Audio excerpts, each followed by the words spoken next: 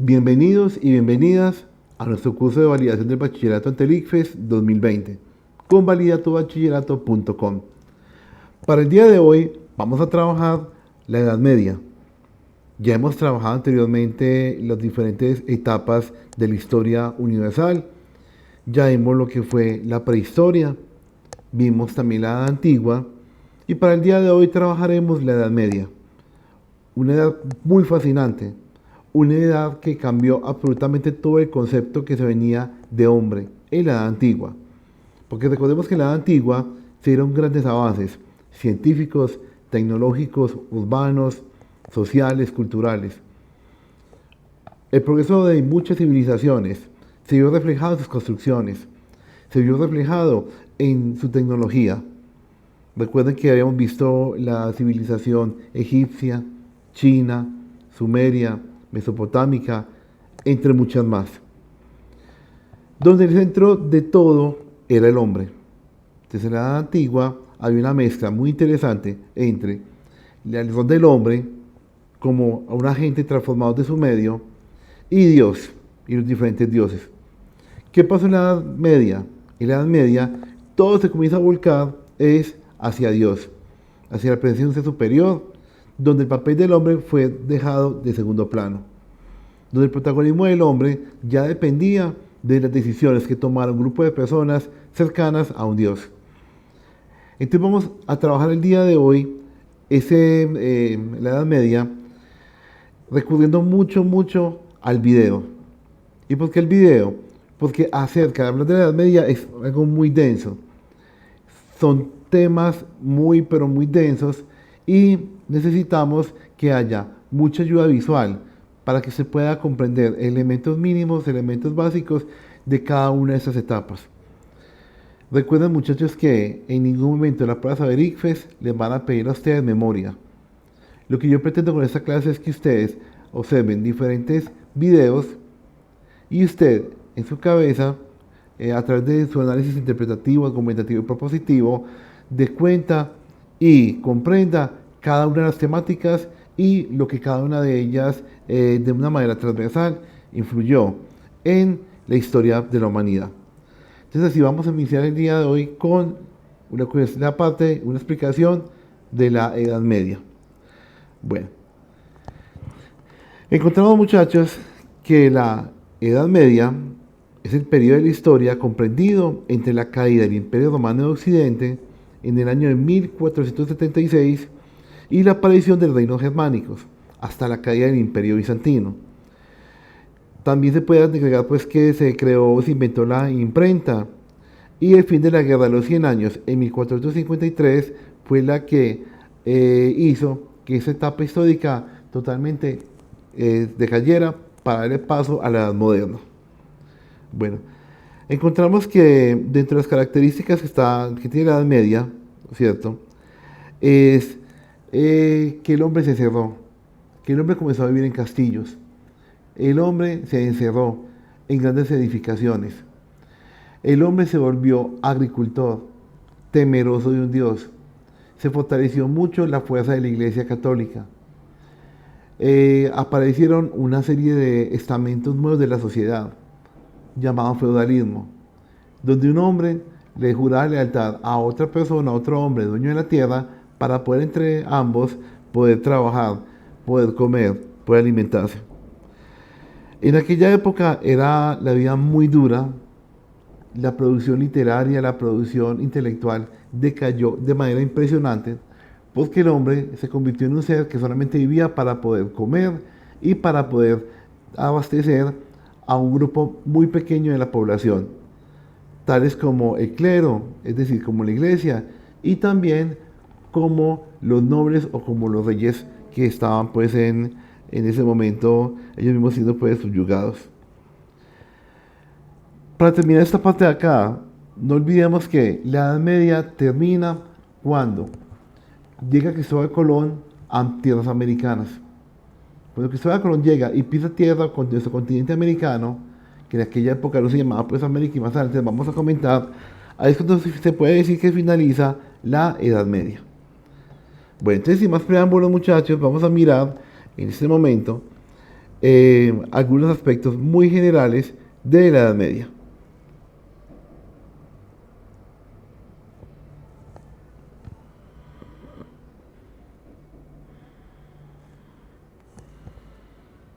La Edad Media es el periodo histórico de la civilización occidental comprendido entre el siglo V y el siglo XV. Se suele situar su inicio en el año 476 con la caída del Imperio Romano de Occidente y su fin en el año 1492 con el descubrimiento de América. Aunque también se sitúa en 1453 con la caída de Constantinopla, fecha que tiene la singularidad de coincidir con la invención de la imprenta por parte de Gutenberg y también con el fin de la Guerra de los 100 años, una guerra que en realidad duró 116 años entre los reinos de Francia e Inglaterra. Esta guerra fue de raíz feudal, pues su propósito era resolver quién controlaría las enormes posesiones acumuladas por los reyes ingleses desde 1154 en territorios franceses, debido al ascenso al trono inglés de Enrique II Plantagenet. Tuvo implicaciones internacionales y finalmente, después de numerosos avatares, se saldó con la retirada inglesa de tierras francesas. En la Edad Media se sustituyó el modo de producción esclavista por un modo de producción de servidumbre feudal. También se fue produciendo una descomposición de las estructuras centralizadas del Imperio Romano que dio paso a una dispersión del poder. En lo ideológico y cultural se produjo un mestizaje de la cultura clásica con las culturas monoteístas cristiana e islámica, cada una en su espacio. La Edad Media suele dividirse en dos grandes periodos: temprana o alta Edad Media, siglos V a X, y baja Edad Media, siglos XI a XV. Como hemos visto, la Edad Media duró unos 1000 años y en 1000 años ocurren muchas cosas. Por un lado, en Oriente tenemos la historia del Imperio Romano de Oriente, apodado como el Imperio Bizantino, con la capital en Constantinopla, donde se hablaba griego. Desde aquí se cristianizarán los pueblos eslavos como los serbios, los búlgaros y los rusos. Por otro lado, en Europa occidental tenemos a un montón de pueblos germanos, bárbaros para los romanos, procedentes del norte de Europa, que fueron descendiendo en sucesivas oleadas hacia el sur y se fueron asentando formando reinos.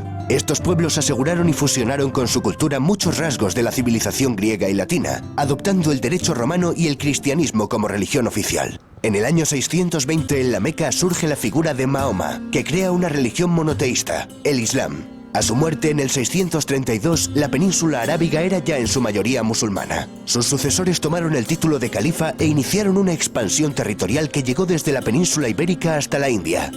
La presencia de los musulmanes como una civilización rival alternativa asentada en la mitad sur de la cuenca del Mediterráneo, cuyo tráfico marítimo pasan a controlar, obligó al cierre en sí misma de la Europa occidental durante varios siglos. Para algunos historiadores, este hecho significó el verdadero comienzo de la Edad Media. En el año 732, en la batalla de Poitiers, con Carlos Martel a la cabeza de un ejército, comienza el retroceso de las fuerzas musulmanas en Europa. El nieto de aquel Carlos Martel, Carlomagno, expandió los distintos reinos francos hasta transformarlos en un imperio, el Imperio Carolingio, al que incorporó gran parte de Europa occidental y central. Conquistó Italia y fue coronado Imperator Augustus por el Papa León III el día de Navidad del año 800. A su muerte, el imperio se acabaría dividiendo entre sus nietos. Alemania y Francia se disputan el norte de Italia. Gana Alemania, que obtiene el favor del Papa y la corona imperial. El resultado es el Sacro Imperio Romano Germánico. En el año 962, el rey alemán Otón I, llamado el Grande, es coronado emperador.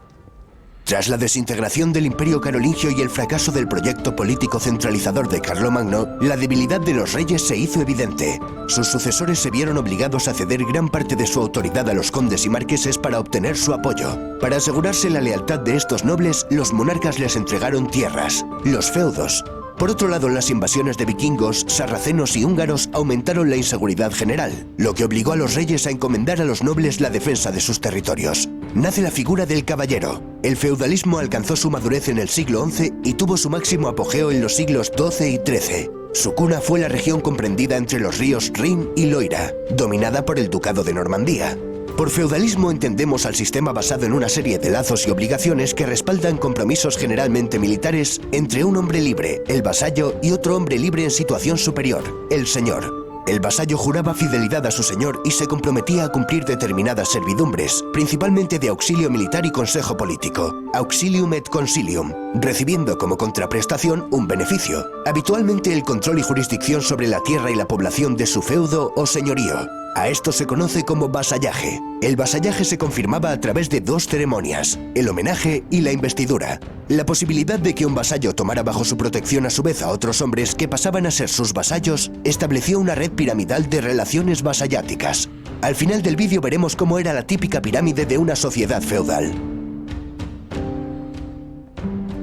Acabamos de ver cómo se pasó de un estado romano basado en el poder central y un vasto territorio a un estado basado en vínculos personales fragmentado en los distintos feudos. En ellos, el señor acapara las funciones propias del estado, como por ejemplo legislar, imponer impuestos y administrar justicia. La tierra adquiere una enorme importancia económica al disminuir el comercio y la circulación monetaria. Por eso, la agricultura es la base de la economía feudal, una economía de autoconsumo. La vida rural predomina frente a la urbana. Un feudo característico se componía de una aldea rodeada de terrenos para cultivar, protegida por un castillo regentado por un señor. A este castillo también se le denominaba burgo. Por extensión, se aplicó el nombre de burgo a las poblaciones que se desarrollan en torno a estas construcciones. Así surgieron las grandes ciudades medievales. A los habitantes de estas nacientes ciudades se les llamaban burgueses, naciendo el término burgués. A estos centros acudían los campesinos a vender sus excedentes, cereales, frutas, carne, a la vez que compraban artículos de uso cotidiano elaborados por los artesanos, herramientas, cerámica, ropa. Se fueron creando nuevos barrios de artesanos y mercaderes que se agrupaban en gremios. Fue en estas ciudades donde nació el estilo gótico, una evolución del románico. Estas ciudades vieron el levantamiento de prodigiosas catedrales. Chartres, París, Colonia, León o Burgos se cuentan entre las obras arquitectónicas más extraordinarias que ha construido el hombre. También las ciudades vieron el nacer de las universidades, como las de Bolonia, Oxford, Cambridge, Salamanca o París. En ellas se aprendían las 7 artes liberales compuestas por el trivium, gramática, lógica y retórica, y el quadrivium, geometría, astronomía, aritmética y música. También podían cursarse estudios especializados como Derecho, Medicina, Teología y Filosofía. La filosofía dominante era la de Aristóteles, cuyos textos habían llegado a Europa a través de los centros de enseñanza árabes. La filosofía medieval, la escolástica, se proponía fundamentalmente sistematizar la concepción cristiana del mundo en términos aristotélicos.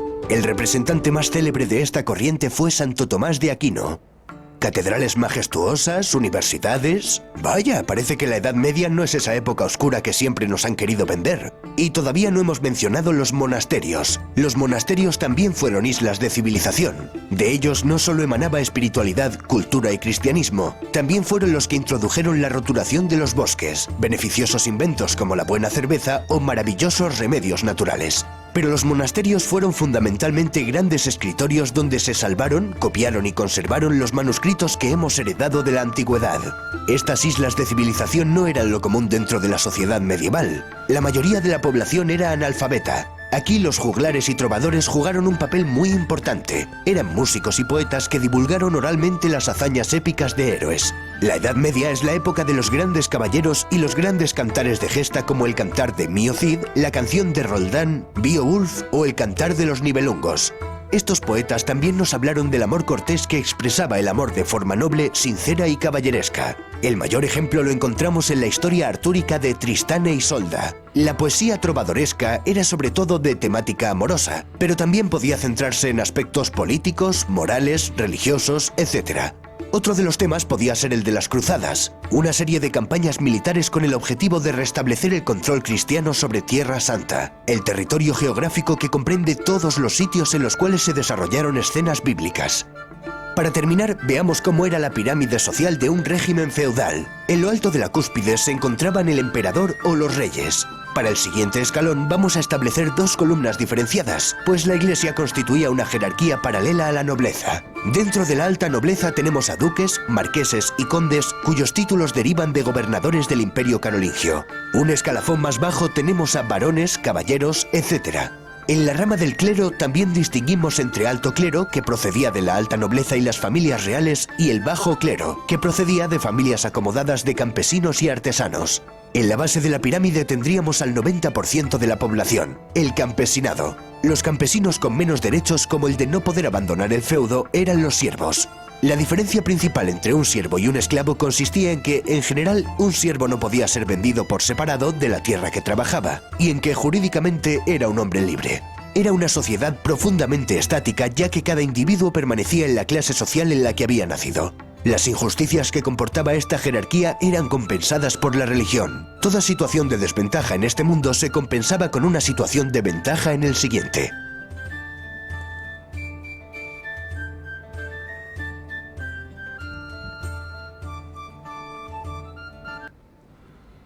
Bueno, como pueden apreciar, ese es el mapa o esquema mental que nos sirve, que nos impulsa para poder comprender esta época, esta llamada Edad Media.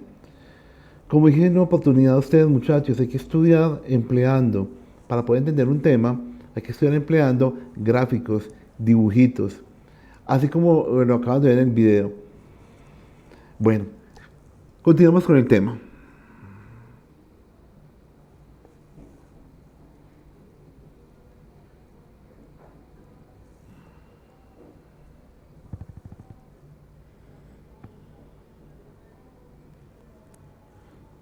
En el próximo video nos vamos a convocar a cómo estuvo organizado, cómo estuvo ordenado el sistema feudal. ¿Cómo estuvo organizada Europa durante la era medieval? El orden feudal. En la Edad Media la vida se caracterizó por una lucha incesante. Los nobles se unían en sólidos ejércitos que se debían lealtad los unos a los otros y a su vez, todos juntos le debían lealtad a su rey. Pero si lo único que hacían era luchar, ¿cómo se mantenían? ¿De dónde salían sus riquezas? Muy buena pregunta, Pipo. Para que los nobles tuvieran caballos, armaduras, espadas, capas y comida, los campesinos de cada feudo debían trabajar sin descanso. Ellos producían todos los alimentos que comían sus señores, y lo que sobraba también era tomado por estos señores para intercambiarlo por todo aquello que necesitaban en sus campañas militares. ¡Wow! Algo así como lo que tengo es mío, lo que sobra es mío, lo que no tengo es mío y lo tuyo también es mío.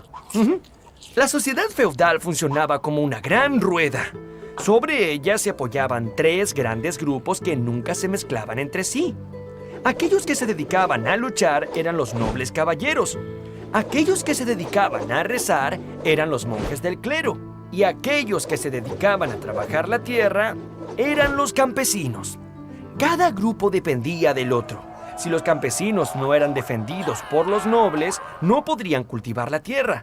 Y si los nobles y la iglesia no tenían que comer, ¿cómo iban a pelear y a rezar? Estos tres órdenes eran muy rígidos y nadie podía moverse de uno hacia el otro. La organización feudal duró en Europa unos 1000 años. Uno de los elementos primordiales de aquella época era que la sociedad estaba sostenida básicamente por los campesinos. Era una sociedad estratificada de una manera muy simple. Estaban los reyes y los nobles. Los nobles son como los familiares de los reyes, llámese hermanos, primos, tíos, cuñados, bueno.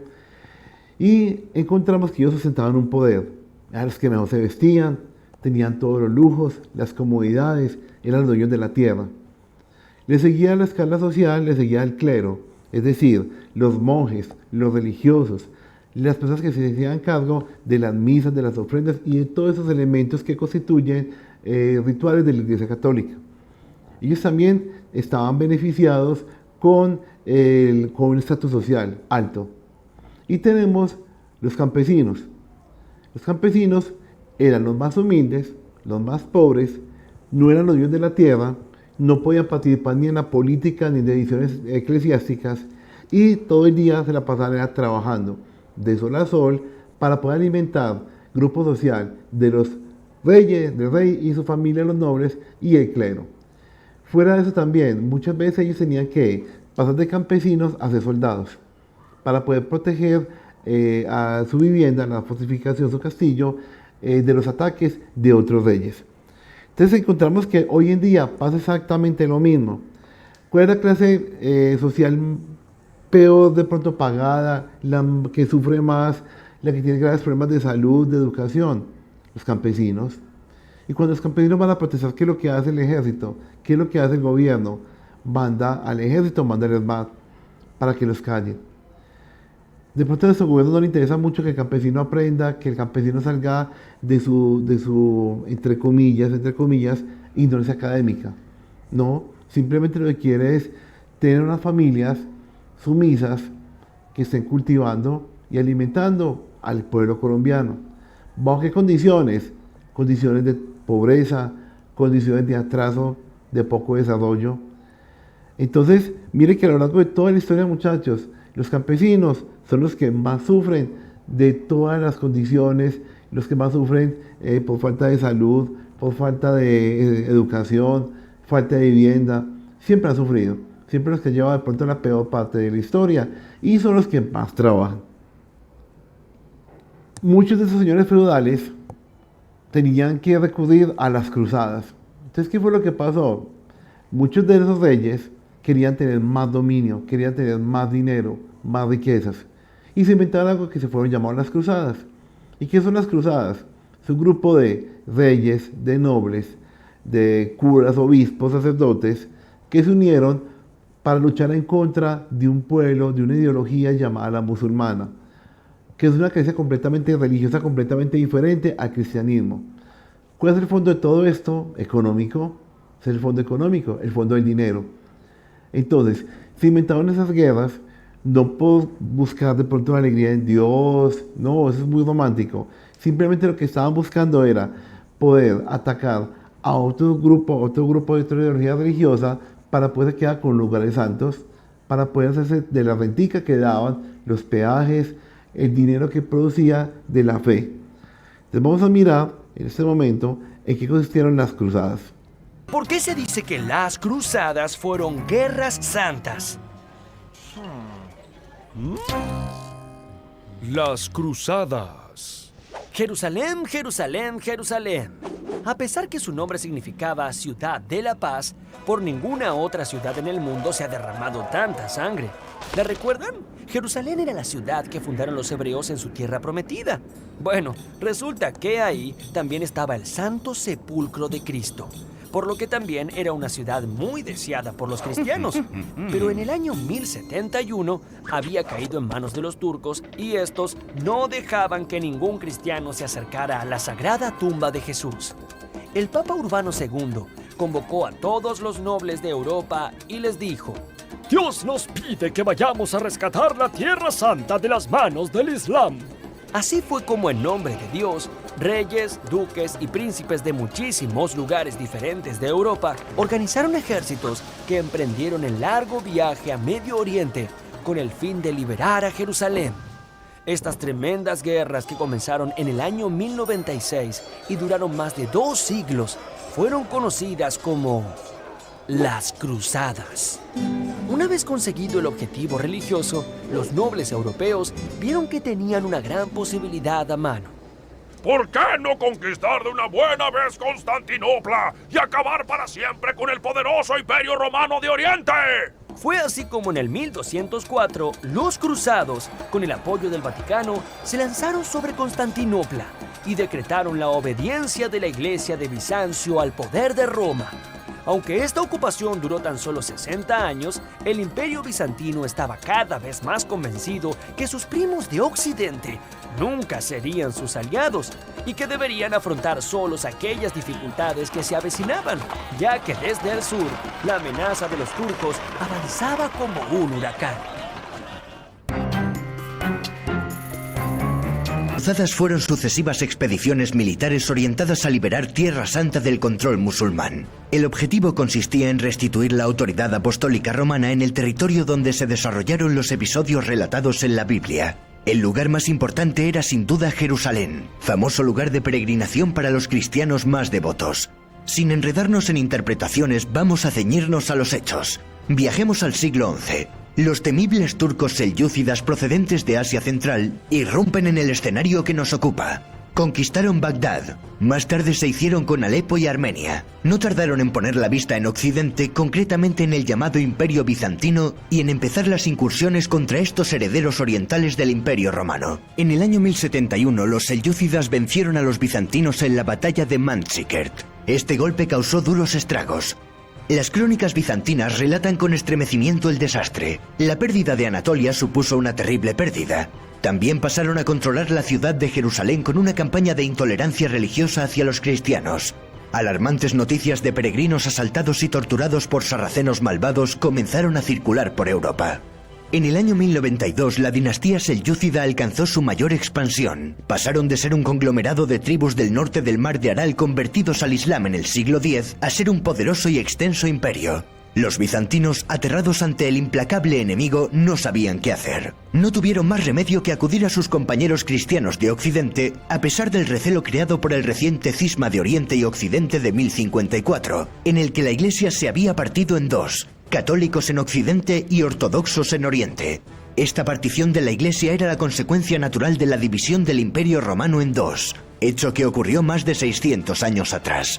En 1095 se celebró en Francia el Concilio de Clermont, del cual resultó la primera cruzada proclamada por el Papa Urbano II. El concilio fue convocado por este papa ante la petición de ayuda del emperador bizantino Alejo I Comneno. Este solicitó refuerzos militares para combatir al pueblo turco de los selyúcidas. Al concilio acudieron obispos y abades que trajeron a los nobles señores de sus localidades. El 27 de noviembre Urbano II declaró la guerra a los musulmanes que controlaban Tierra Santa. El Papa concluyó su discurso con la expresión Deus vult, que significa Dios lo quiere. En el concilio se estableció que quien viajase a Jerusalén para liberar a la Iglesia por piedad y no para conseguir riquezas, obtendría el perdón de sus pecados, pues dicha expedición significaría la penitencia completa. ¿Por qué atendió el Papa de Roma la petición del emperador de Bizancio? Probablemente porque el Papa intuía que de esta manera reforzaría su posición ante la Iglesia ortodoxa y que incluso les podría recuperar para la causa. Primera Cruzada, también denominada Cruzada de los Príncipes. Acudieron sobre todo cruzados franceses comandados por sus señores. La primera cruzada transcurrió entre 1096 y 1099 y concluyó con victoria cristiana. Con esta victoria se logró recuperar Jerusalén. El reino de Jerusalén quedó bajo el gobierno de Godofredo de Bouillon, con el título de Defensor del Santo Sepulcro. El motivo de la guerra fue el control de Anatolia y del levante mediterráneo que habían ocupado los turcos selyúcidas. Antes de esta primera cruzada de los príncipes existió un intento de cruzada llamada la Cruzada de los Pobres, liderada por Pedro el Ermitaño y que resultó ser un estrepitoso fracaso. Pasaron por Constantinopla y cruzaron el Bósforo. No debe sorprender que los selyúcidas masacraran casi por completo en Nicea a estos cruzados desentrenados, hambrientos y sin armas. Ni se acercaron a Jerusalén. Segunda Cruzada. Tuvo lugar entre 1147 y 1149 y la terminaron ganando los musulmanes. La causa fue la caída del condado de Edesa en 1144. Tras la primera cruzada se habían formado pequeños estados cruzados. El condado de Edesa fue el primer estado cruzado en formarse y el primero en caer. En respuesta hubo un nuevo llamamiento a cargo del Papa Eugenio III con la promulgación de una bula al año siguiente. En esta cruzada participaron los monarcas Luis VII de Francia y Conrado III de Alemania. Además se contó con la persuasión del influyente monje Bernardo de Claraval. La campaña entera fue un fracaso para el bando cristiano que no consiguió recuperar Edesa. Aún así, los cristianos seguían controlando Jerusalén. Tercera Cruzada.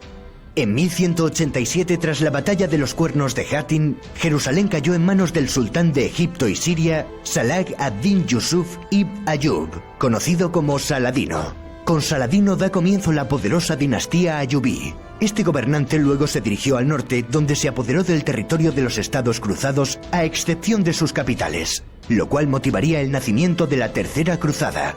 La caída de Jerusalén supuso un duro revés para la cristiandad. En esta ocasión el Papa Gregorio VIII fue el que relató los desastres ocurridos en Tierra Santa en su encíclica Audita Tremendi de 1187. El emperador Federico I Barbarroja del Sacro Imperio Romano Germánico fue el primer rey en ir y lo hizo con un numeroso ejército. Otros monarcas europeos implicados en la cruzada fueron Ricardo I de Inglaterra, conocido como Ricardo Corazón de León, y Felipe II de Francia. Esta vez el imperio bizantino luchó en el bando beligerante contrario a los cruzados, ya que el emperador Isaac II Ángelo se alió con Saladino cuando las tropas cruzadas atravesaron la frontera bizantina. Como respuesta, Barbarroja ocupó el centro del sultanato de Rum, pero murió ahogado al intentar cruzar el río Salef. Felipe II acabó abandonando la cruzada, de modo que el conflicto se centró entre las imponentes figuras de Saladino y Ricardo Corazón de León. La Tercera Cruzada transcurre entre 1189 y 1192 y vuelve a concluir con victoria musulmana. No obstante, los cristianos consiguieron éxitos parciales, pero no llegaron a reconquistar Jerusalén. En 1192 se firmó el Tratado de Ramla, en el cual Saladino y Ricardo Corazón de León acordaron un control musulmán de Jerusalén, pero la apertura de la ciudad a la peregrinación cristiana, así como la apertura del comercio. Por otro lado, los cruzados italianos aseguraron el control de los puertos sirios. Cuarta Cruzada. Ocurrió entre 1202 y 1204 tras la proclamación de una nueva cruzada en 1198 por el Papa Inocencio III. Se la conoce como la Cruzada Torcida. La intención era liberar Tierra Santa que seguía en manos sarracenas, pero al final no hubo ni un solo combate entre cristianos y sarracenos y los cruzados terminaron saqueando Constantinopla. Las figuras más importantes fueron Balduino de Flandes, Luis de Blois y Bonifacio de Montferrato. La ruta terrestre no era una opción puesto que los Balcanes se habían vuelto una zona peligrosa. Los cruzados contrataron al dogo de Venecia Enrico Dándolo para encargarse del transporte por vía marítima. Sin embargo, los cruzados no consiguieron el dinero suficiente para cubrir los servicios de Dándolo, por lo que este ofreció aplazar la deuda a cambio de que conquistaran para Venecia la ciudad húngara de Zara. Y así se hizo, incluso teniendo al Papa en contra. El Papa acabó pues excomulgando a todos los cruzados.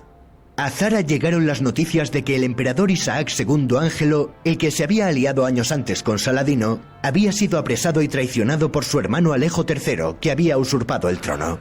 Entonces Alejo IV, hijo de Isaac II, propuso a los cruzados cambiar el rumbo de la cruzada hacia Constantinopla para deponer a quien había destronado a su padre. Alejo IV a cambio se comprometió a pagar la deuda contraída con los venecianos y ofreció soldados para reconquistar Jerusalén. También propuso terminar con el cisma de Oriente y Occidente y afirmó que la Iglesia Ortodoxa bizantina volvería a obedecer al Papa. Los cruzados lograron entrar en Constantinopla y Alejo III huyó, pero la situación política era compleja y Alejo IV no pudo cumplir sus compromisos.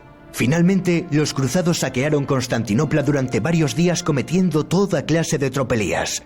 El resultado fue la fragmentación del Imperio bizantino que quedaría muy debilitado. Tras la Cuarta Cruzada ocurrió un evento conocido como la Cruzada Infantil o la Cruzada de los Niños. Los documentos son contradictorios y es difícil distinguir lo real de lo ficticio. La iniciativa habría venido de un niño al que se le había aparecido Jesucristo. La pureza de las almas de los infantes permitiría reconquistar Jerusalén. Quinta Cruzada. Si la Cuarta Cruzada fue la Cruzada Torcida, esta podría denominarse la Cruzada Inútil. Aconteció entre 1217 y 1221. Fue completamente ineficaz y apenas cambió las relaciones de poder ya existentes entre cristianos y musulmanes. En 1213 el pontífice Inocencio III había proclamado la bula Quia Maior y en 1215 la bula Ad Liberandam. El objetivo era acabar con el imperio ayubí y recuperar Jerusalén. Las figuras principales fueron Andrés II de Hungría y Leopoldo VI de Austria. En aquel momento los caballeros franceses estaban ocupados en su cruzada albigense contra los cátaros. Más tarde, en 1218, Guillermo I de Holanda y Oliver de Colonia se unieron a la cruzada con sus respectivos ejércitos para atacar la ciudad egipcia de Damieta. Tras conquistar Damieta, los cruzados avanzaron en Egipto y se dirigieron hacia El Cairo, pero el sultán Al-Kamil los repelió. Tras la redención de los cruzados perdieron Damieta y Al-Kamil aceptó un tratado de paz de 8 años. Sexta Cruzada. Se desarrolló entre 1228 y 1229. En ella, el emperador Federico II Hohenstaufen del Sacro Imperio Romano Germánico logró que le entregaran Jerusalén, Belén y Nazaret a través de un acuerdo diplomático con el sultán egipcio Al-Kamil. Por dicho tratado, Al-Kamil cedió territorios a Federico a cambio de que éste le apoyase contra Al-Nasser y se estableciera una tregua de 10 años. Federico II se había casado en 1225 con Yolanda de Jerusalén, hija de Juan de Brienne. La relación de Federico II con el Papa Gregorio IX era tensa, tanto que el rey llegó a ser excomulgado en 1227. En 1228 partió sin la aprobación papal para terminar convirtiéndose en rey de Jerusalén. Esto no hizo más que aumentar la tensión entre el papado y el imperio. El papa declaró que no se podía interpretar esa acción como guerra santa. Séptima Cruzada. Se realizó entre 1248 y 1254 y fue encabezada por Luis IX de Francia. Previamente, en 1244, los musulmanes volvieron a tomar Jerusalén y atacar los dominios cristianos de la zona. El Papa Inocencio IV convocó una nueva cruzada en el Concilio de León de 1245, entregando la dirección de la misma a San Luis. La expedición se dirigió a Damieta y en un primer momento lograron conquistarla. Como en la Quinta Cruzada, los cristianos avanzaron hacia El Cairo, pero esta vez dejando Damieta protegida. Sin embargo, el resultado fue el mismo. pues los cruzados tuvieron que rendirse ante los egipcios y el rey francés fue apresado en Mansura. Finalmente fue liberado tras pagar un rescate. Podríamos llamarla la Cruzada Inútil, segunda parte. Octava Cruzada. Se produjo en 1270 de nuevo por parte del rey Luis IX de Francia. En esta campaña el rey francés volvió a fracasar, esta vez en su intento de cristianizar Túnez. El emir logró defender la ciudad de la invasión cristiana. Luis IX y buena parte de su ejército murieron por las enfermedades. El príncipe Eduardo, quien posteriormente se convertiría en el rey Eduardo I de Inglaterra, tenía la intención de unirse a Luis IX en Túnez, pero el francés ya había muerto y su ejército se disponía a volver. Aún así, el inglés se dirigió hacia Acre con un pequeño ejército.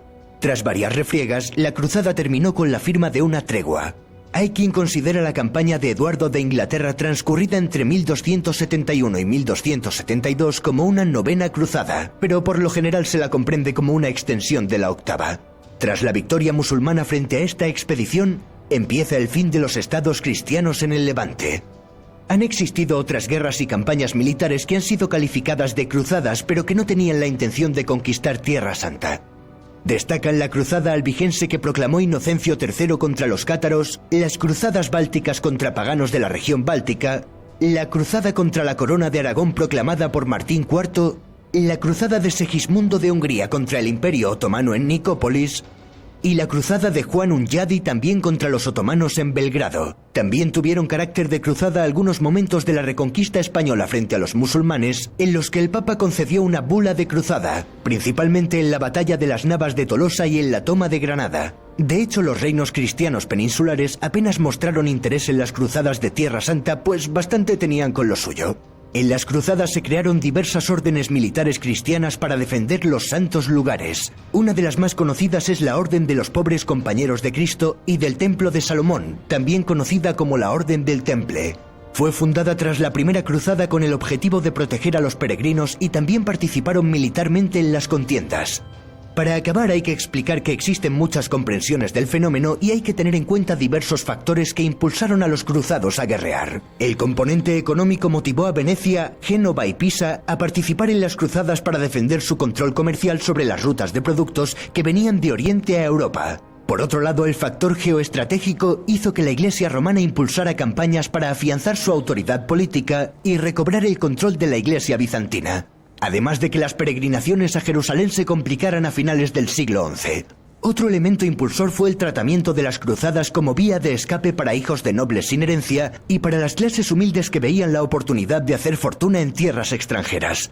Las repercusiones en Occidente más notorias de las cruzadas fueron la consolidación de la autoridad del papado sobre el mundo cristiano y el impulso de los intercambios comerciales que favorecieron el crecimiento de las ciudades mercantiles como Venecia.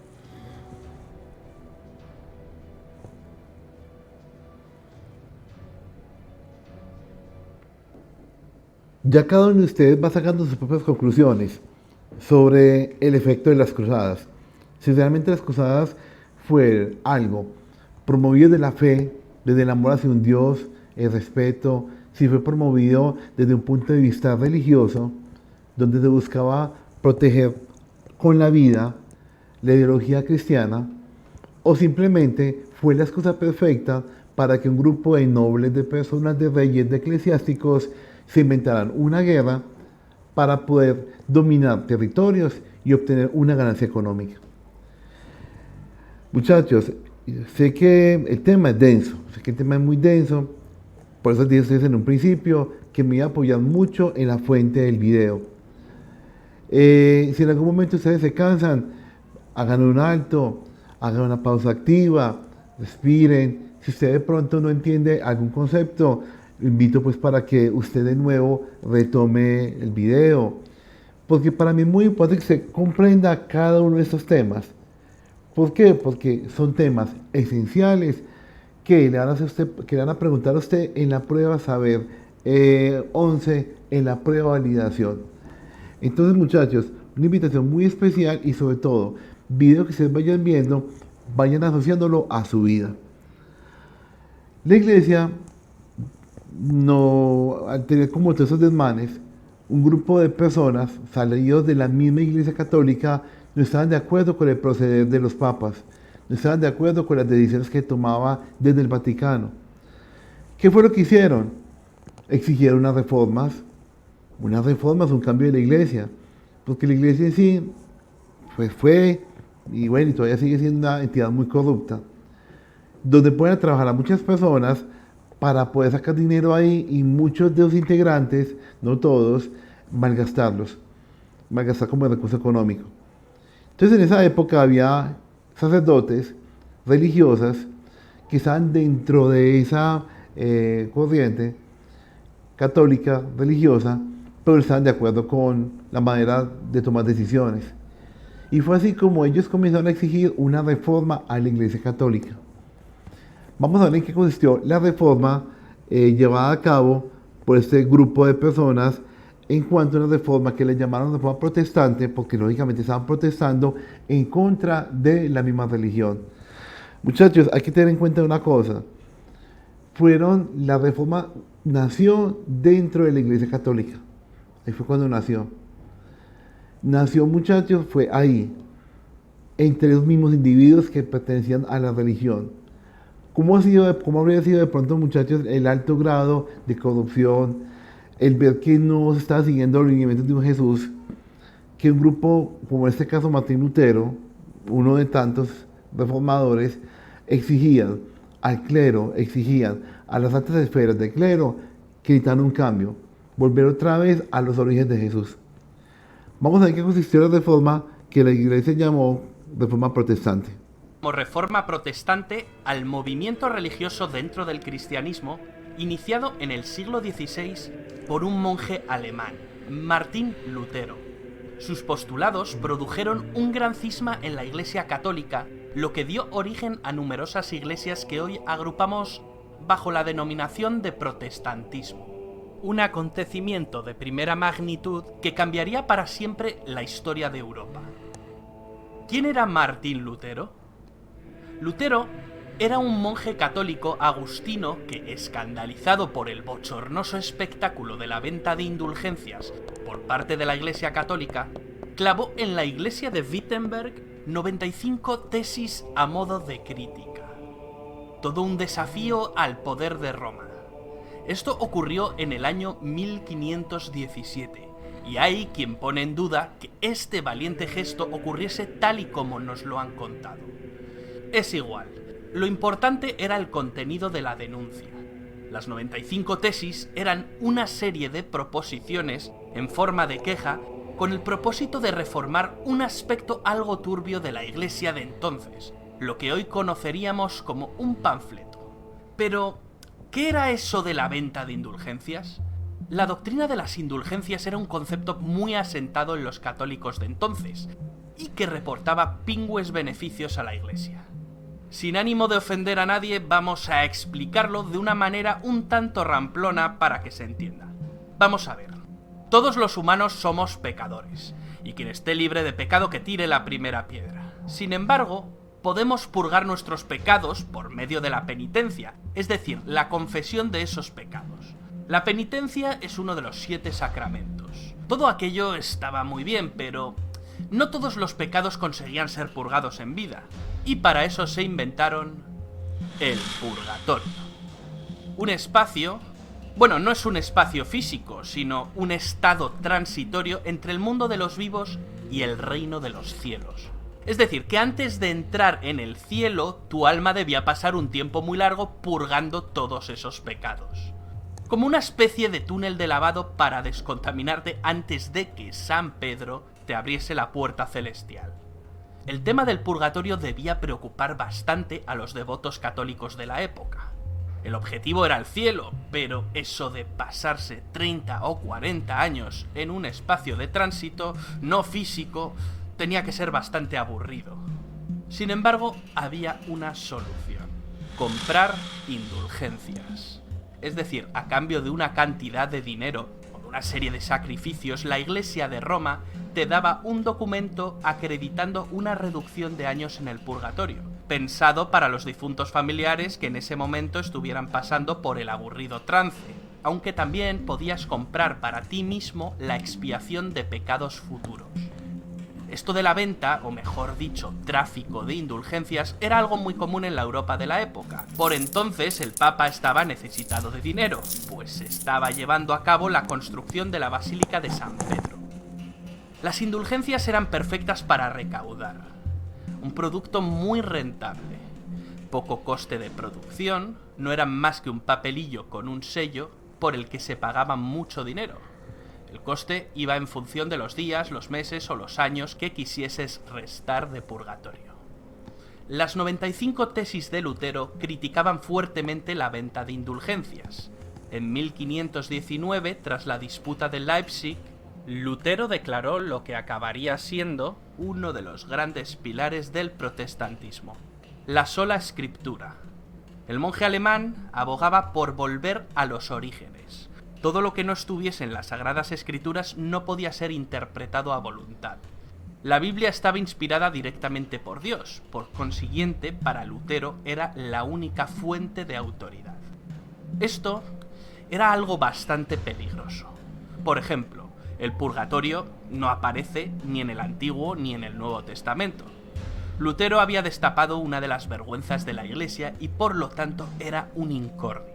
Que no una gran preocupación, pues la herejía no era nada nuevo en el seno de la Iglesia.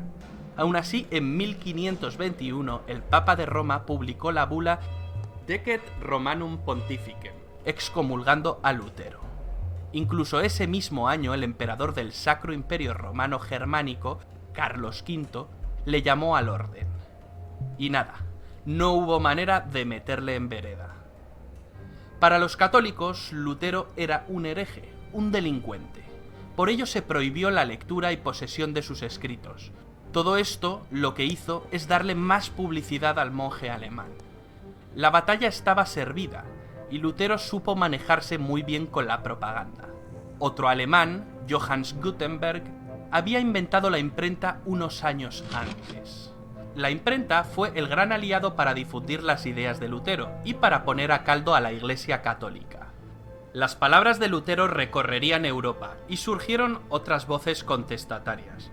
Zuinglio, Calvino, incluso el monarca inglés Enrique VIII aprovecharía para separarse de Roma y crear su propia iglesia, la Iglesia Anglicana. Tras la Dieta de Worms, los agentes de un príncipe alemán, Federico de Sajonia, capturaron a Lutero y lo refugiaron en el castillo de Wartburg. Querían protegerle. Durante estos años, Lutero traduciría la Biblia al alemán y desarrollaría su doctrina reformista. Este episodio es fundamental, pues para el príncipe alemán era muy importante tener a Lutero de su parte. Lutero era una herramienta muy necesaria y codiciada para desencadenar ese enfrentamiento entre las oligarquías alemanas y el emperador. Algunos príncipes alemanes no creían en el proyecto europeo y cristiano del emperador Carlos V, no porque no fuera una buena idea, sino porque podía poner en peligro sus cuotas de poder. El material de Lutero, con su confrontación religiosa, era un material perfecto para encender la llama de una cruenta guerra. Y así se hizo, se sacudió el tablero y todos empezaron a mover ficha. Cualquier excusa es buena para iniciar una guerra, y en esta ocasión la excusa fue la religión. La Iglesia católica quedaba rota y la unificación alemana quedaba enquistada. Y mientras en Europa los países en guerra avanzaban hacia el Estado moderno centralizado, Alemania se disgregaba en diferentes poderes locales, alargando de manera anómala el sistema feudal. Tras una serie de guerras, ese pulso entre Lutero y el emperador, se puede decir que lo ganó Lutero. En 1555 se firmó la Paz de Augsburgo. El imperio de Carlos V quedaba dividido en dos confesiones cristianas, luteranos y católicos. Los príncipes alemanes podían ahora elegir la confesión a practicar dentro de sus estados. Los súbditos de cada príncipe estaban obligados a profesar la religión que éste eligiera. Esto, por supuesto, distaba mucho de una supuesta libertad religiosa. La intolerancia religiosa dentro de los estados protestantes fue un hecho. Y como dice la profesora Elvira Roca Barea, y como hemos anticipado antes, no es verdad que el protestantismo trajese el progreso, todo lo contrario. El Sacro Imperio se quedó anclado en la Edad Media hasta el siglo XIX. Pero ¿cuál fue la reacción de la Iglesia Católica tras la Reforma Protestante de Lutero? La reacción fue lo que se conoció como la Contrarreforma Católica. Pero eso ya lo contaremos en otro vídeo. Del anterior video podemos deducir, entre muchas conclusiones, muchas deducciones, que la reforma fue un levantamiento de voz de un grupo de hombres revolucionarios sacerdotes católicos, buscando purificar de una manera u otra la ideología inicial, la que había llevado pues Jesús: amar al prójimo, vivir en paz y armonía con los demás, trabajar, esforzarse cada persona por hacer y construir mejor su sociedad, perdonar, amar. Pero ¿qué fue lo que hizo la Iglesia Católica durante la Edad Media? Encontró una buena justificación para poder producir dinero a través de la fe. Entonces utilizaron y crearon la religión como un espacio de producción de riquezas que los benefician directamente a ellos. Entonces infundían en la población terror, miedo, invenciones. Supuestamente ellos, los sacerdotes, eran el medio de comunicación directo con Dios. Era un medio de comunicación que si alguien de pronto hablaba directamente con Dios no se valía. Y comenzaron a meterle a toda la gente miedo y terror. Claro, ¿y por qué miedo y terror? Porque recuerden que en esa época el nivel educativo del pueblo era nulo.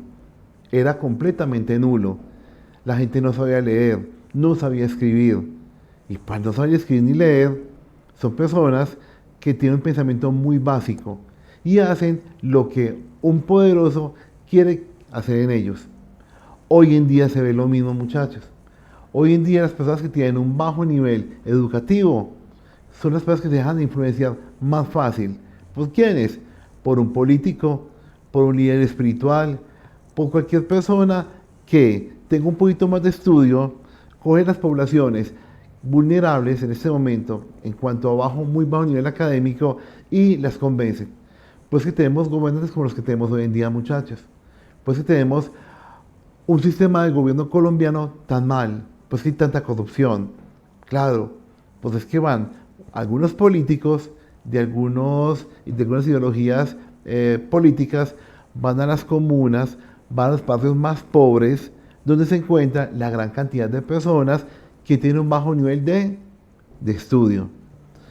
Por eso es tan importante que ustedes, muchachos, desde ese segundo, desde ya, si no ha comenzado, tengan conciencia que hay que leer, hay que estudiar, no para preparar un examen, no para hacer un trabajo en una plataforma, no, estudiar para la vida, por eso a producir. Mientras usted más estudie, su mente va a abrirse mucho más, va a ser una mente completamente universal. Ya no vas a pensar en A o en B, vas a poder pensar ya en opción A, B, C, D, E y hasta lo que es el infinito. De la importancia de tener criterio. ¿Y el criterio quién lo da? El estudio, el leer, el comprender temas como este. Se dan cuenta que las sociedades, y en este caso la historia, es deliciosa, porque se da cuenta de los errores del pasado, y al conocer los errores del pasado, ya sabe y entiende el porqué de este presente. Y seguimos como vamos. ¿Para dónde vamos? ¿Cuál va a ser el futuro del destino? Bueno, la iglesia, al ver que habían seguidores y había gente que no estaba conforme con lo que dictaba la iglesia, y ahí apareció de pronto el adagio que dice que peca y reza empata, ¿no es cierto? Y él darse cuenta que si usted da un dinero, un buen dinero, se podía salvar. Así usted haya matado, haya robado, haya hecho lo que haya hecho, usted pagaba su salvación. Y eso nunca lo dijo pues Jesús. Y quiero referirme de pronto a una cosa, muchachos, pilas. Estoy hablando eso a nivel histórico, listo, a nivel histórico. Cada cual es completamente libre de profesar la ideología religiosa que quiera. Aquí con mi explicación, en ningún momento estoy llevando a ninguno de mis estudiantes a que piense como pienso yo, como piensa X o Y persona, no. Estamos aquí hablando, muchachos, es a nivel histórico, listo. A nivel histórico se dio pues estos sucesos. ¿Qué ocurrió? ¿Qué hizo la iglesia? Pues bueno, se me está saliendo mucha gente. Muchos, entre comillas, clientes y fieles se me están saliendo. Entonces vamos a colocar una contrarreforma. Y ahí fue cuando llegó un grupo de sacerdotes muy radicales y implementaron la contrarreforma. Y vamos a mirar eso en qué consistió. En este video vamos a hablar de la contrarreforma, es decir, de todas aquellas medidas tomadas por la Iglesia para tratar de contrarrestar la reforma protestante. Entre ellas se encuentran la creación de orfanatos, hospitales para enfermos y desahuciados y escuelas para precisamente dichos huérfanos.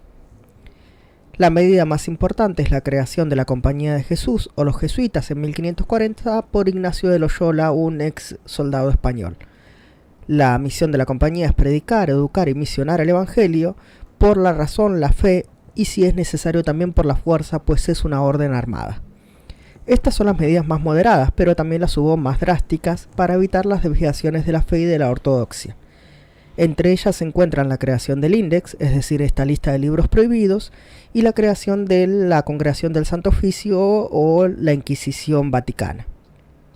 En cuanto a las cuestiones de fe y doctrinales, el Concilio de Trento en 1545 no busca evitar la reforma o el cisma porque ya era inevitable, sino afianzar precisamente las cuestiones doctrinales que no querían volver a ponerse en duda. Entre ellos está la Vulgata, la utilización de la Biblia de traducción latina, el catecismo en las parroquias, las salvaciones a través de las obras y de los sacramentos, los santos deben ser adorados, también se permite la adoración de sus reliquias, la existencia del purgatorio y las indulgencias, la cuestión fundamental por la cual había sido el cisma protestante, se convalidan como veraces. Las consecuencias están a la vista. La corrupción y la vida licenciosa de los prelados de la Iglesia se reduce, pero a costa de un altísimo control de la vida laica por parte de la Inquisición. En 1600, casi un siglo después de la Reforma Protestante, Giordano Bruno es quemado en la hoguera y en 1633 Galileo Galilei es condenado a cadena perpetua. Hasta aquí nuestro brevísimo repaso por la Contrarreforma. Si te ha servido para repasar, por favor comparte el video, eso me ayuda. Bueno, Contrarreforma. Usted de pronto estará diciendo, sí, profe, hicieron cosas muy buenas como orfanatos, es decir, atendían en lugares posiblemente adecuados niños muy pequeños que habían sido abandonados por los papás, por X, por Y razón. Sí, profe, impuso mucho la educación. No olviden una cosa, muchachos. La escuela, orfanatos y todo lo que agremie niños, tutorías, ellos hicieron adoctrinamiento. Es decir, cogían niños en orfanatos, niños habían sido abandonados y desde muy pequeños los adoctrinaban dentro de la fe católica, para que esos niños, cuando fueran ya adultos, fueran los futuros soldados de la religión católica y los defensores. Las nuevas generaciones querían a permitir que los protestantes acabaran con la Iglesia Católica. ¿Se dan cuenta, muchachos? La importancia de esto, de comprender bajo texto. Hoy en día tenemos un colegio que se llama San Ignacio de Loyola, que queda por el lado del estadio que es Medellín. Muchachos, sacerdotes armados, sacerdotes soldados. Comparemos el Jesús histórico donde hablaba del amor, hablaba de la paz, de la reconciliación. Y miren la manera como distorsionó completamente la ideología católica, las palabras o el pensamiento básico de Jesús. Cuando decía, con el trabajo, con la razón, con la fe o por la fuerza. Entonces miren, muchachos, la influencia que hay tan negativa en aquella época de la iglesia sobre un grupo de personas, una gran cantidad de personas ignorantes que sean seguidores de una fe, que al fin y al cabo ellos creían que era para salvar sus almas, pero en realidad era para lucrarse económicamente esos personajes de la Iglesia Católica. Haciendo un paréntesis, muchachos, nuestro país es completamente laico. Nuestra Constitución Política Nacional en este momento hay libertad de culto. Aquí en Colombia no hay predominio de la religión a nivel, pilas muchachos, a nivel constitucional. Somos un país de Estado libre, Estado de Derecho y somos un país que no tiene una ideología única religiosa, porque es incluyente. De ahí que ustedes escucharon hace un tiempo, donde el presidente hablaba que congregar o de pronto darle a Colombia, conmemorarlo, congregarlo a la Virgen de Chiquinquirá, patrona de Colombia. Y luego la vicepresidenta a la Virgen de Fátima. Sí, eso es muy lindo. Eso es muy lindo, consagrar el país hacia un personaje de estos. Pero se les olvidó algo. Eso de una cierta manera violenta a las personas de otro credo religioso. Llámese como se llame. Profesores, ¿cuál es el papel de un gobernante en cuanto a eso? Ser completamente imparcial. Puede ser presidente, puede ser vicepresidente, pueden ser muy católicos, muy fervorosos, pueden ir a misa todos los días, comulgar 5 veces al día, pueden hacer lo que ellos quieran a nivel personal, pero ellos no pueden en ningún momento promover ningún tipo de pensamiento, ideología religiosa. De ahí que fueron duramente criticados. Entonces, muchachos, recordemos que somos un Estado laico, y al decir que es un Estado laico es decir que no tenemos ningún tipo de relación con ningún tipo de ideología religiosa, y digo yo acá de una manera muy jocosa, gracias a Dios. Porque cuando hay un país donde se une la política y la religión, la gente no tiene ningún tipo de libertad de pensamiento. La gente va a estar coaccionada, la gente va a estar manipulada. Entonces, en este momento, Colombia es un país laico, es decir, un país donde la gente no pertenece, pues, o no se impone ningún tipo de creencia o ideología religiosa, donde la gente es completamente libre de creer en X, en Y o en Z, ideología, o no creer absolutamente ninguna. Bueno, y ya para finalizar, vamos a trabajar lo que es la famosa Santa Inquisición. La Santa Inquisición, que fue una herramienta de dominio y exterminio por parte de la Iglesia Católica. ¿Qué hizo la Iglesia Católica? Bueno, no quieren creer, no se quieren convertir de nuevo a lo que nosotros estamos diciendo. Entonces, muy fácil, si usted no me sigue, es mi enemigo, y lo acabo, lo aniquilo, lo desaparezco. Entonces, la famosa Santa Inquisición fue toda una máquina de desapariciones, de muertes, de reprendas, de juzgamiento y castigo social ejemplarizante para todo aquel que quería pensar diferente. ¿Qué hizo más de uno? Mejor se queda callado. ¿Qué hizo más de uno? No siguió luchando. ¿Qué hizo más de una persona? Se quedaron completamente ajenos y decían, no, primero en mi vida, mi pensamiento se tiene que opacar, se tiene que callar porque no me da miedo que me maten o maten a mi familia.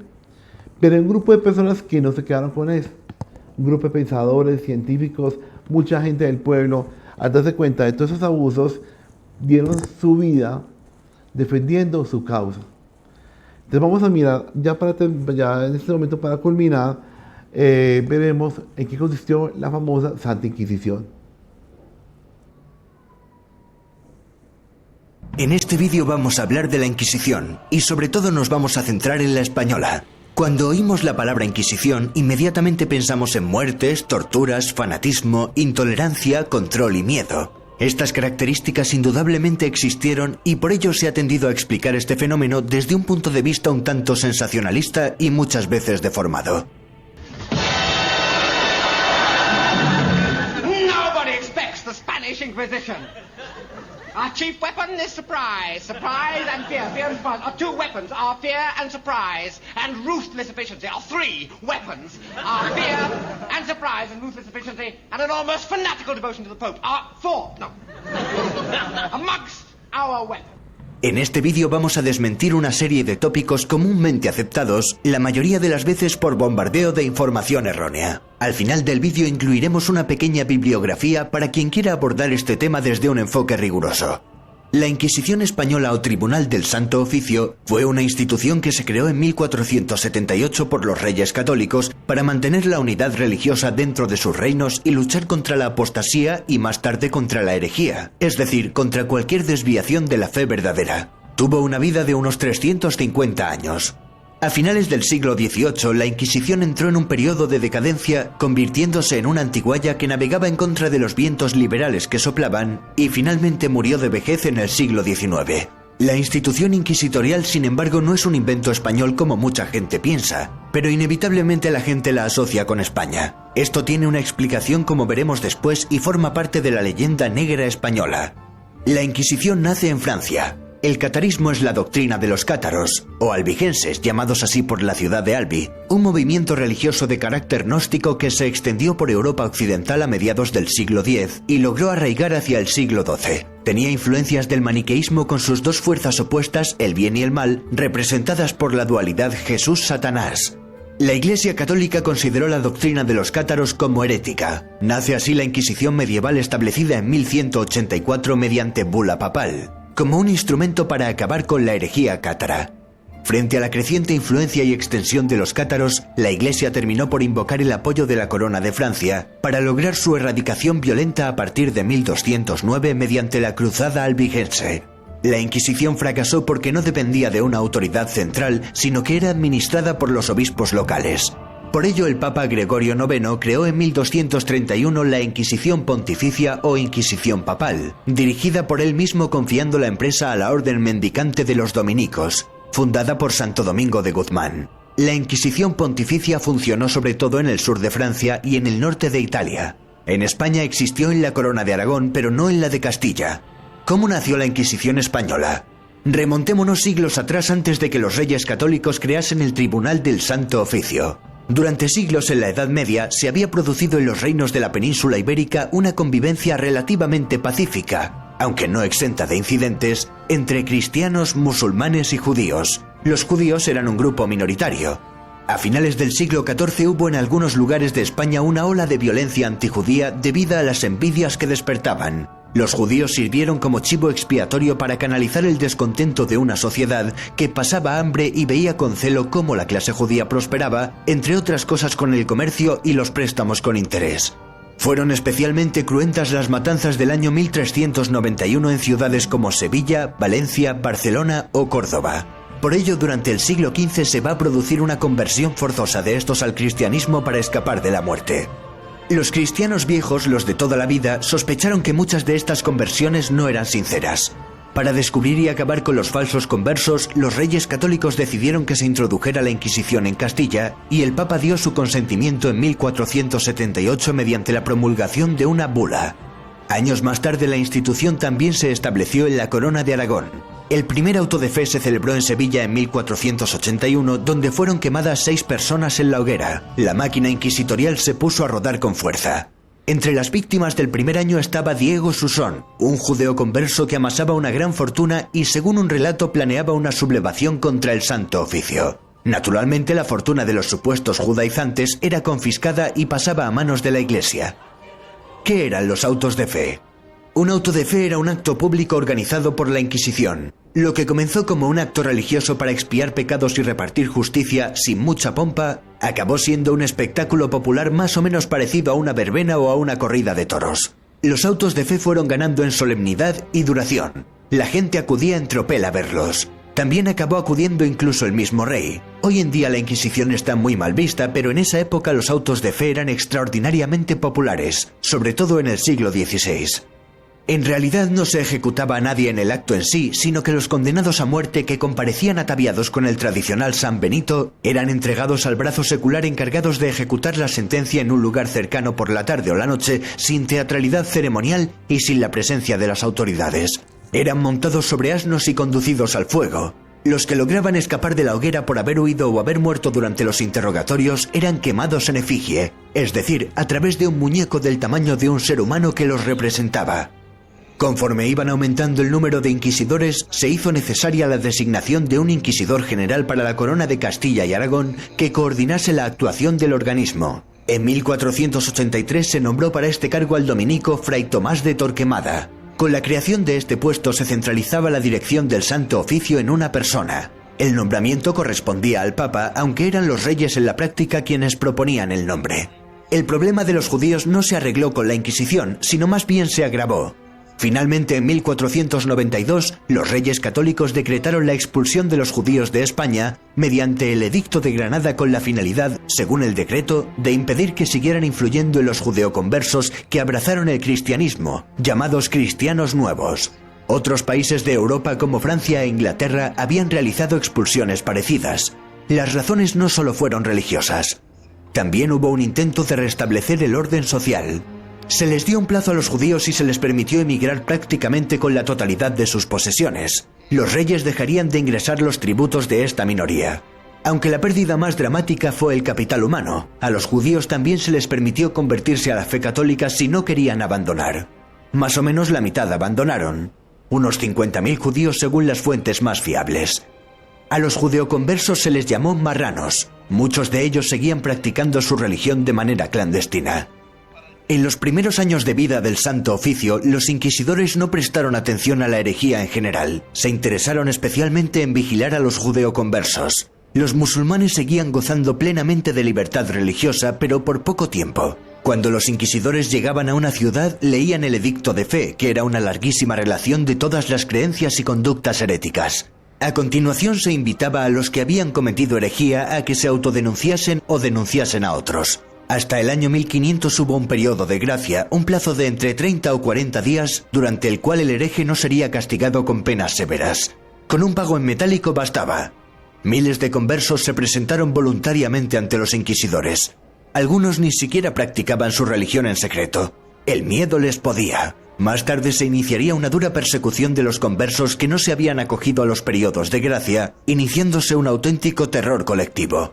La mayor actividad del Santo Oficio se concentró en los primeros años, donde se realizaron auténticas tropelías sin pruebas convincentes, con testimonios muchas veces inconsistentes basados en rumores. Aunque hay que decir que la gran mayoría de los encausados en 350 años de Santo Oficio lograría salvar la vida. Menos de un 2% moriría en la hoguera. Desde luego, la cifra total de ejecuciones dista mucho de la que suele rondar en el imaginario colectivo. La Inquisición no mató a decenas de millones de personas. Ni siquiera a millones. Esto lo sabemos bien, pues la Inquisición española tuvo un aparato burocrático enorme y se han conservado una enorme cantidad de documentos sobre los procesos que ha permitido a los historiadores investigar minuciosamente el tema. En 1517 la Iglesia se dividió en dos por la Reforma Protestante. Carlos I de España acabaría sucediendo a los reyes católicos y acabaría heredando los títulos de su padre Felipe el Hermoso, casado con Juana la Loca, convirtiéndose en emperador y en el hombre más poderoso del planeta. También se erigió como defensor de la cristiandad católica, declarando a Lutero como hereje. Los protestantes, sin embargo, tuvieron un arma muy poderosa para luchar contra el hombre más poderoso del mundo: la propaganda, con la imprenta de Gutenberg como aliada. Precisamente a raíz de la propaganda lanzada por un caudillo protestante, Guillermo de Orange, la Inquisición española adquirió esa fama de tribunal inhumano y monstruoso, pese a que el odio religioso estaba instalado en todos los rincones europeos. El libro de los mártires de 1554, escrito por otro protestante, John Foxe, también contribuyó a acrecentar la leyenda negra española, en parte gracias a los 50 grabados de torturas y malos tratos que lo ilustraban. Foxe dedicó un capítulo entero a la Inquisición española. La Inquisición, tras un periodo de tranquilidad, se centró más en perseguir prácticas heréticas de protestantes y moriscos y otros delitos como blasfemia, bigamia, sodomía o brujería. Hay que aclarar que los moriscos eran musulmanes que fueron obligados forzosamente a convertirse al cristianismo. La Inquisición española, desde luego, vista siglos después, nos parece una barbaridad, por supuesto, esto es innegable. Pero ha llegado el momento de comparar algunos datos y de desmentir algunos tópicos. Los tribunales inquisitoriales, como hemos visto, eran mucho menos garantistas que los tribunales de hoy en día. Era el reo el que tenía que confesar un supuesto delito chivado por otra persona, un delito secreto que no se le comunicaba al detenido. Sin embargo, eran más garantistas que cualquier otro tribunal de su tiempo. El reo tenía muchas más garantías procesales que en los tribunales civiles ordinarios. Aunque no lo parezca, esto fue un enorme avance para la época. Además, en las cárceles inquisitoriales se daba mejor trato que en las cárceles seculares ordinarias. Muchos de los detenidos en las cárceles civiles blasfemaban para que les juzgase el Tribunal del Santo Oficio, para pasar así a sus cárceles más decorosas y humanas que las otras. La Inquisición, por supuesto, pasó a América en los territorios españoles, pero sus acciones no se dirigieron contra los indígenas, sino contra el mismo perfil de gente que las sufría en Europa: conversos, protestantes, blasfemos, etc. La Inquisición española recurría a la tortura en muy pocas ocasiones, a menudo junto a un médico y siempre bajo la supervisión de un inquisidor que tenía orden de evitar daños permanentes. Esto contrasta con las brutales torturas aplicadas por las autoridades civiles por toda Europa. El desarrollo de la tortura era registrado escrupulosamente por los secretarios.